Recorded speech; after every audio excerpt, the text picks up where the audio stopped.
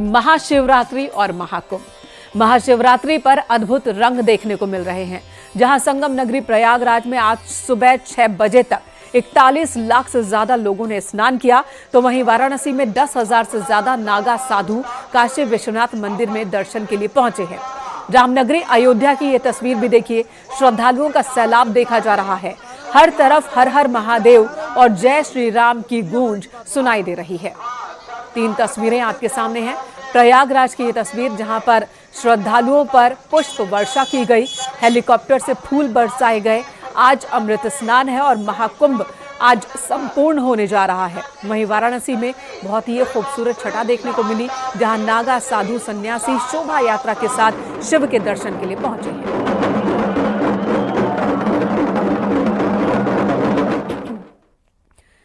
देश भर के शिवालयों में कुछ इसी तरह से श्रद्धालुओं का तांता लगा है। संभल की तस्वीर आपको दिखाते हैं, जहां पर महाशिवरात्रि पर शिव मंदिरों में श्रद्धालुओं की भीड़ उमड़ रही है। खग्गूसराय के कार्तिकेश्वर महादेव मंदिर में भी श्रद्धालु पहुंचे, भगवान शिव का जलाभिषेक कर रहे हैं। 46 साल बाद मंदिर के कपाट खुले हैं और 46 साल बाद यहां पर इतने भव्य तरीके से पूजा अर्चना हो रही है। 46 साल के लंबे अंतराल के बाद शिवरात्रि के मौके पर शिव मंदिर में पूजा अर्चना हो रही है, जलाभिषेक हो रहा है। मुस्लिम बाहुल्य ये इलाका है। पूरे इलाके में सुरक्षा के लिए पुलिस की तैनाती की गई है। आपको बता दें, ये मंदिर 46 सालों तक बंद रहा था। 46 साल पहले एक हिंसा हुई थी संभल में, और उसी हिंसा के दौरान जब यहाँ के हिंदू आबादी पलायन कर गई, इस मंदिर पर ताला लग गया और तब से ही ये मंदिर बंद था। अब जाकर खुला है कपाट, जो हाल ही में खोला गया, जिसके बाद से ही यहाँ पर पूजा अर्चना शुरू हुई है।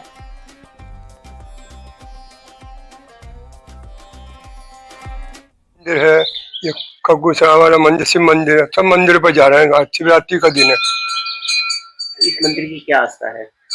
ये काफी समय से बंद था।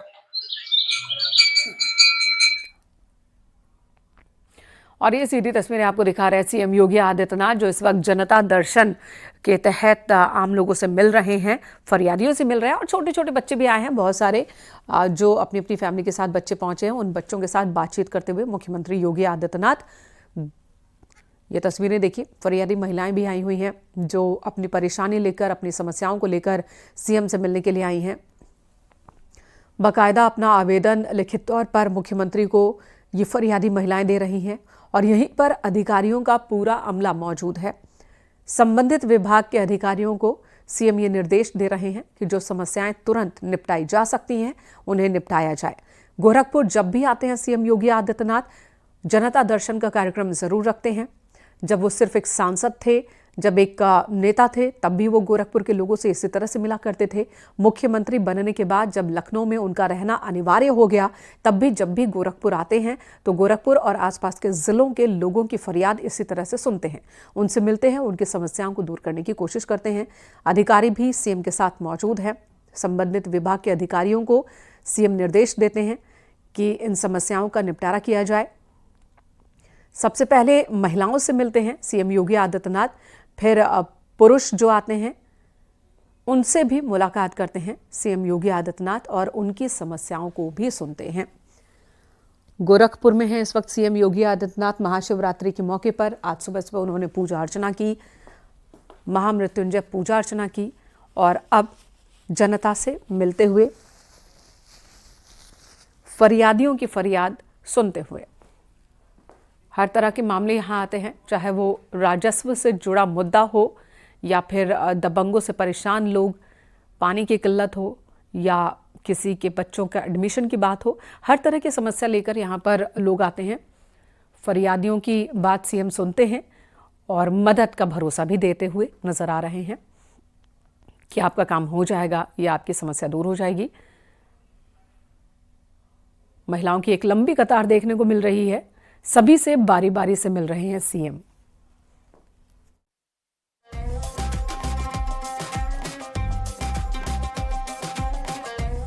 और इस वक्त अयोध्या से निमिष गोस्वामी हमारे साथ मौजूद हैं, लखनऊ से नितिका दीक्षित हैं, और एचएस रावत हिंदू धर्मगुरु भी हमारे साथ जुड़ चुके हैं।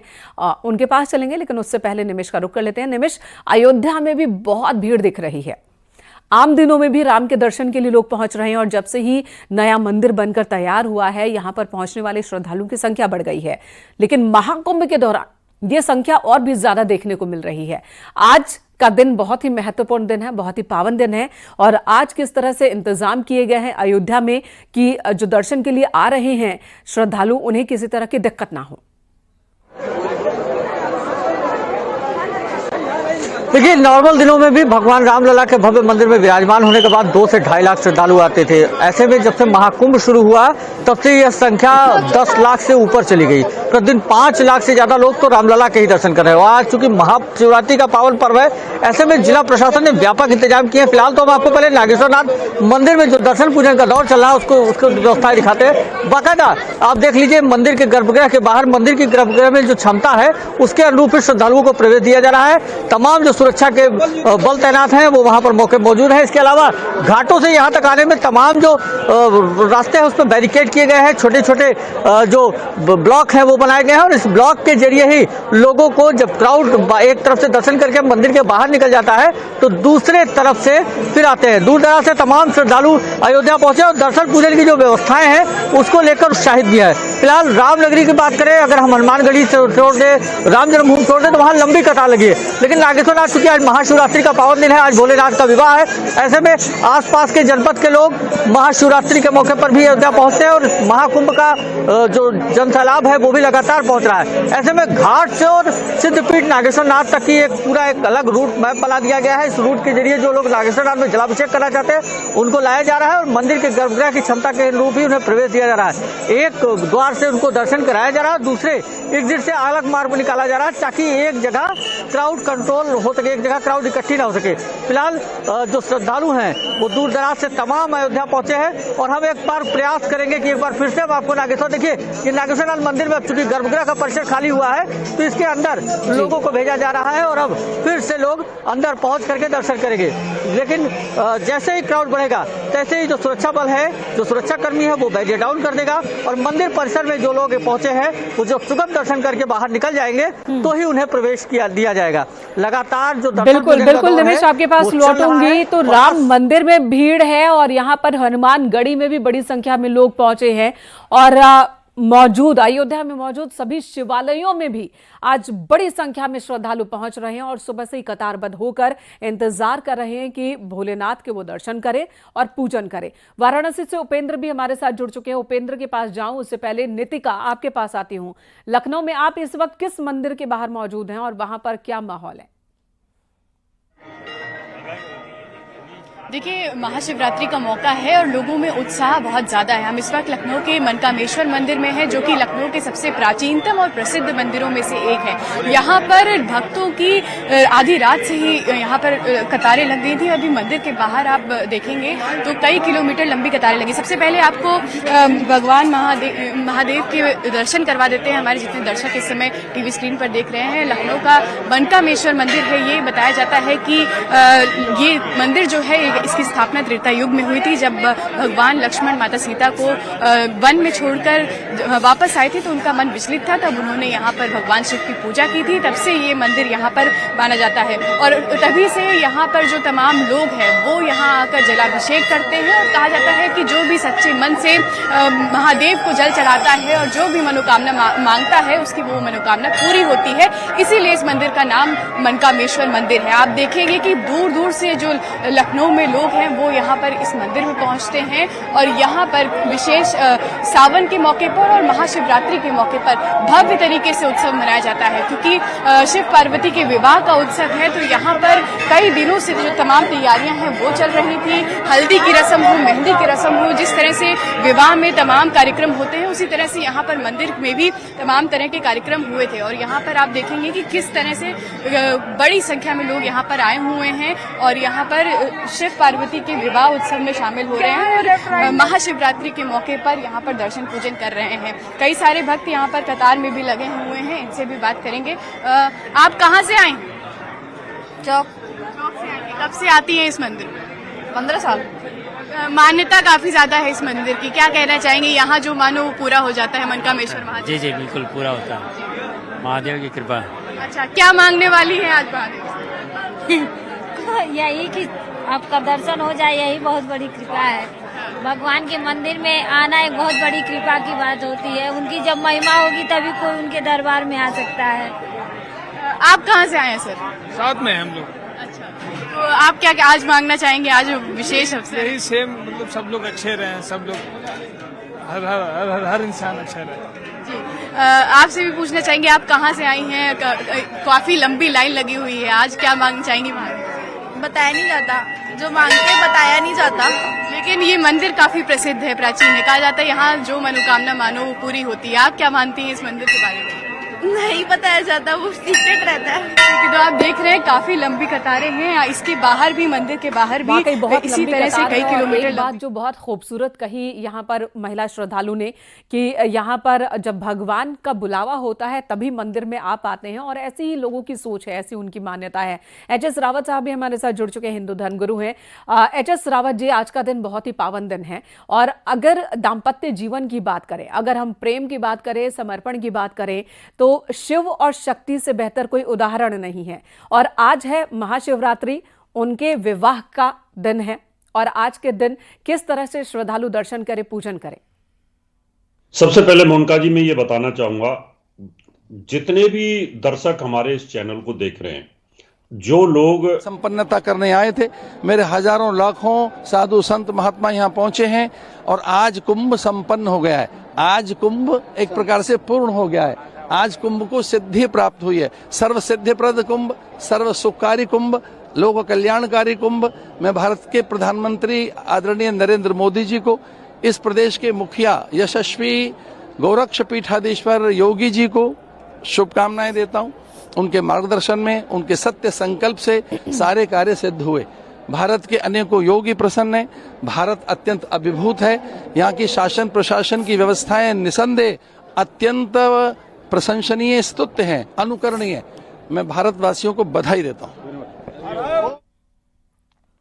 तो ये वाराणसी से आप सुन रहे थे जूना अखाड़े के महंत जो बता रहे थे कि जो उनका अनुभव रहा महाकुंभ को लेकर, और अब महाशिवरात्रि के मौके पर वाराणसी में उसी अनुभव को वो जाहिर कर रहे थे। एच.एस. रावत जी, आपकी आवाज रोकनी पड़ी थी, अब फिर से अपनी बात कहिएगा हमारे दर्शकों के लिए। मैं मोनिका जी सबसे पहले सभी दर्शकों को महाशिवरात्रि की बहुत बहुत शुभकामनाएं देता हूं, और बताना चाहता हूं कि जो लोग अभी वहां नहीं जा सके, स्नान के लिए नहीं जा सके, या वो बनारस नहीं जा सके हैं काशी विश्वनाथ के दर्शन के लिए, तो वो अपने घर में भी इस पूजा को कर सकते हैं, और घर में भी उसी प्रकार का स्नान भी कर सकते हैं। अगर आपके घर में गंगा जल है तो आप गंगा जल को पवित्र करके और एक मंत्र के द्वारा उसको अभिमंत्रित करके फिर आप स्नान कर सकते हैं, और उसी प्रकार से पूजा पाठ भी आप कर सकते हैं, तो आपको उतना ही लाभ मिलेगा। आपकी राशि के अनुरूप अगर देखा जाए, आपका अगर मान लो चंद्रमा की कोई दशा चल रही है आपके ऊपर, या आपकी कुंडली में कोई कालसर्प दोष है, ऐसा लग रहा है, आपकी कुंडली में कोई पितृदोष बना हुआ है, या कोई दरिद्र योग बना हुआ है, इस प्रकार से कहीं पीड़ित हैं, तो आप अपने ही घर के अंदर ये जलाभिषेक भी कर सकते हैं। अगर आप मंदिर भी नहीं जा पाते हैं तो आप घर में छोटा सा शिवलिंग लेकर के आप उस गंगा जल को अवमंत्रित करें। अवमंत्रित करते वक्त एक मंत्र का जाप करना होता है, ओम गंगे च जमुने च गोदावरी सरस्वती नर्मदे सिंध कावेरी जलेस्मिन् सन्निधिं कुरु। अयोध्या मथुरा माया काशी काची अवंतिका पूरी द्वारावती च सप्तेत मोक्षदायका। इस मंत्र से अवमंत्रित करके जल को, और उसमें से थोड़ा सा जल लेकर के आप उस अपनी बाल्टी में डाल दें और उससे स्नान कर सकते हैं। अपने ध्यान को आप वहीं पर रखें, ध्यान को, यानी आप कुंभ स्नान में अपने ध्यान को रखते हो तो आपको उसका पूरा महत्व मिल जाता है, और आपको जबरदस्त इसका लाभ भी मिलता है। तो आप ये पूजा अर्चना कर सकते हैं जी। ये पूजा हमारी 3 तरह की होती है।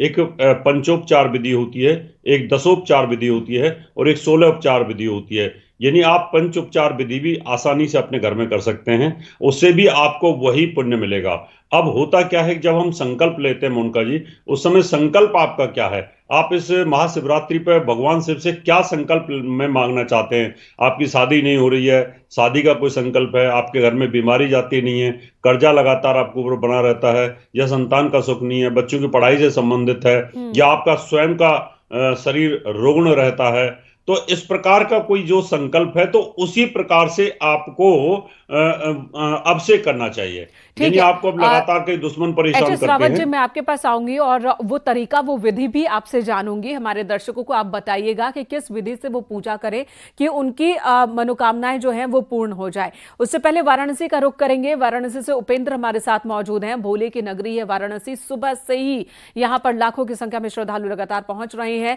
नागा, साधु, संत सभी ढोल नगाड़ों के साथ डमरू के थाप पर नाचते गाते नजर आ रहे हैं। उपेंद्र, आपके पास आती हूं और आपने भी भभूत माथे पर लगा लिया है।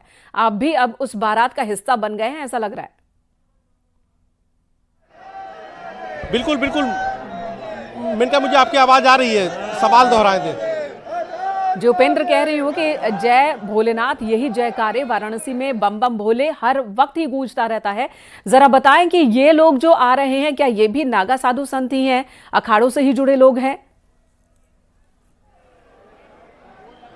बिल्कुल, देखिए ये सब अखाड़ों से जुड़े हुए लोग हैं। इसमें अलग अलग अखाड़े होते हैं, कुछ नागा साधुओं के अखाड़े होते हैं, कुछ संतों के अखाड़े होते हैं।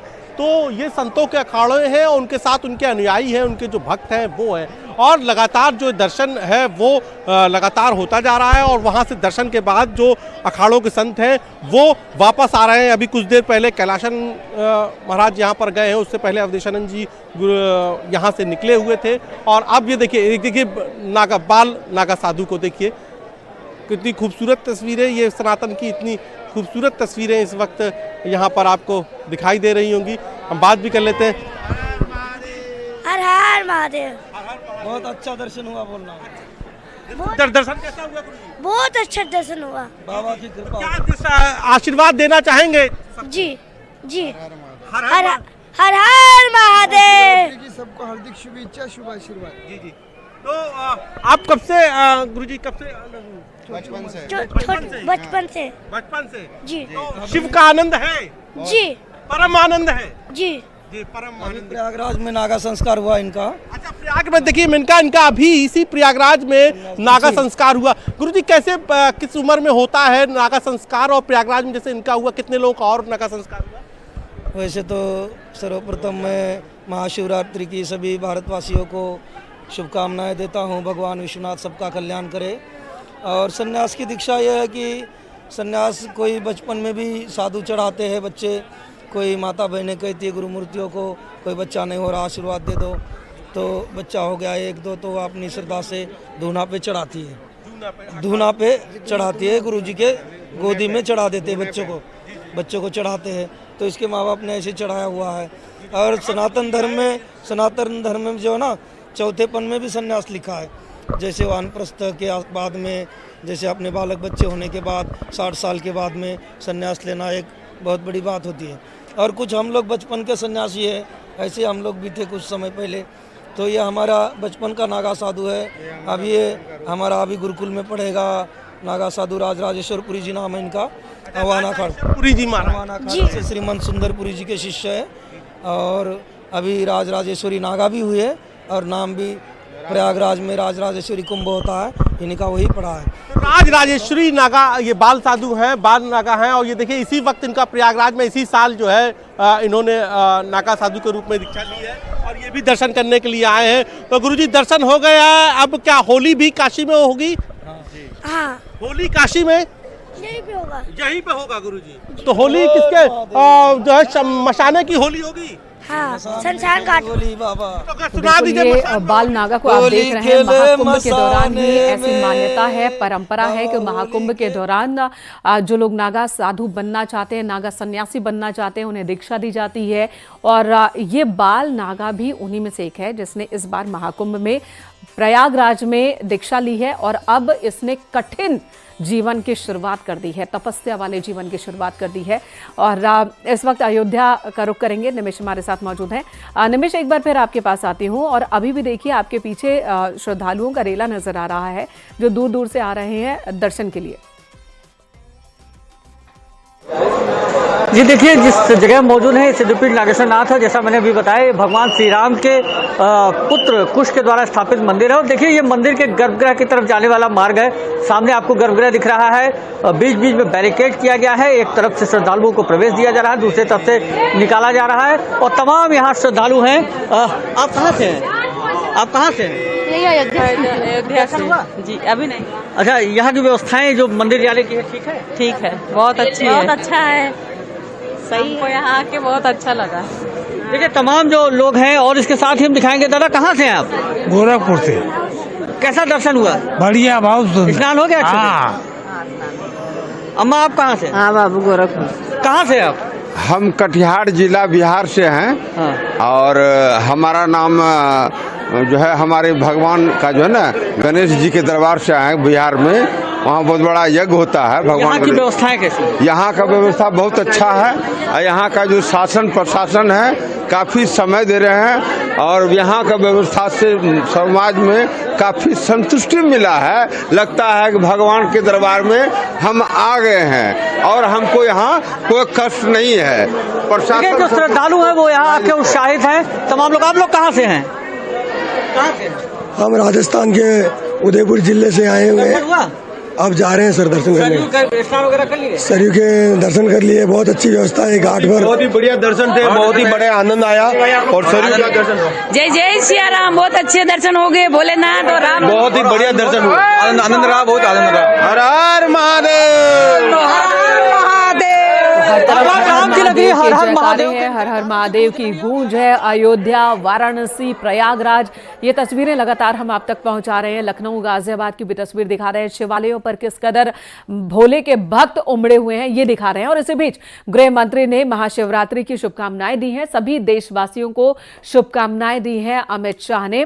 उन्होंने सोशल मीडिया के जरिए शुभकामनाएं दी हैं। शिव शक्ति के मिलन का आध्यात्म पर्व, आत्मचिंतन और आस्था का महापर्व है। सभी के कल्याण की कामना करता हूं। हर हर महादेव। अमित शाह ने ये सोशल मीडिया साइट पर पोस्ट किया है और सभी को महाशिवरात्रि की शुभकामनाएं दी हैं।